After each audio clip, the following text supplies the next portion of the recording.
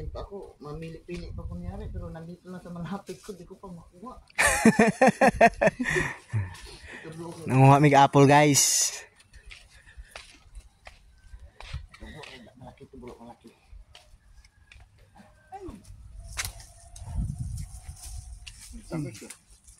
Tamis nga yan.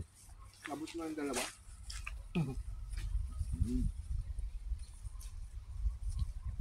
Saan po yung... Dito sa nasa tawid lagos kabila. Tawid ka sa tulay. Tawid tayo sa tulay. Medyo maliliit sa parte dito na.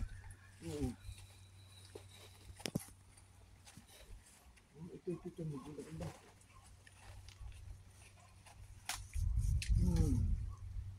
Ito guys, nakukuha na kami guys.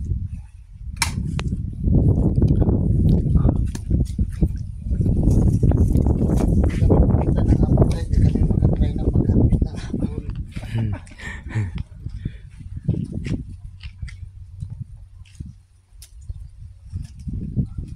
Ito pala ang apple na maganda-ganda. Napuntahan namin noong isang araw, puro mga green. Tinitiis ko lang kainin, parang sa katagalan kong pagkain, parang mangga na, maasim na. Maasim na nga naman eh. Nandun pa nga, may natira pa nga ako rin. Itapon na natin yun, kapalitan natin ng mga fresh. Ito talaga binibili sa atin eh. Nanguha mig apple guys. Bulag-bulag na yung anong bukida. No? Ay oo, hayaan mo na. Local man din yan, balitan natin yan ng bago. Paano ba to?